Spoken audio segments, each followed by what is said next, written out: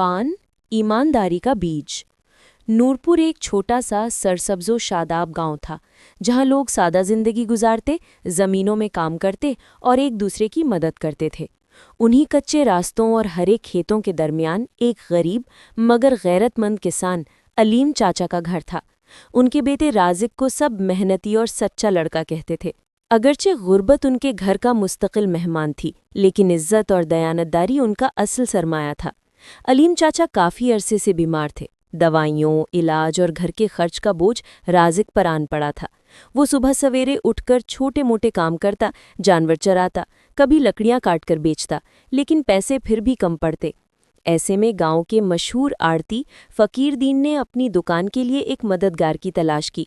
जब गांव वालों से मशवरा किया गया तो सबने बेज़बान कहा, अगर कोई दयानतदार लड़का है तो वो राजिक है। फ़कीर दीन सख्त मगर मुनसिफ मिजाज शख्स था। उसने राजिक को दुकान पर रख लिया। रोज़ राजिक जल्दी आता, अनाज की बोरियों को तरतीब देता, तराजू संभालता और हिसाब किताब की कापी साफ रखता। वक्त के साथ उसने फ़कीर दीन का एतमाद हासिल कर लिया। एक दिन का वाक़या राजिक की ज़िंदगी बदल देने वाला साबित हुआ। गांव के एक अमीर ज़मींदार ने गंदम की बड़ी खरीदारी की और जल्दी में 50,000 रुपये ज़ायद अदा कर दिए। उस वक्त दुकान पर सिर्फ राजिक मौजूद था। नोट गिनने के बाद उसने देखा कि रकम ज्यादा है। लम्हा भर के लिए वो रुका। उसे अपने बीमार बाप का चेहरा याद आया, वो खाली राशन का डब्बा, वो माँ के कपड़ों में पेवंद, वो सब आंखों के सामने घूम गया। लेकिन उसी लम्हे उसके दिल में एक और आवाज़ उभरी, क्या तू अपने ज़मीर का सौदा करेगा? क्या बाप का इलाज हराम पैसों से करेगा? राजिक ने वो जायद रकम एक कपड़े में बांधकर अलग रख दी। अगली सुबह वही ज़मींदार परेशान हाल वापस आया। चेहरे से परेशानी और शर्मिंदगी झलक रही थी। राजिक ने उसे देखते ही वो रकम निकाली और अदब से उसके हाथ में थमा दी। ज़मींदार का चेहरा बदल गया। उसने राजिक की पेशानी चूमी और कहा, बेटा तूने आज के ज़माने में सच्चाई का चिराग जलाया है। ये सारा मंजर फ़कीर दीन ने दुकान के पिछले हिस्से से देख लिया था। वो खामोशी से बैठा रहा, लेकिन उसके दिल में फैसला हो चुका था।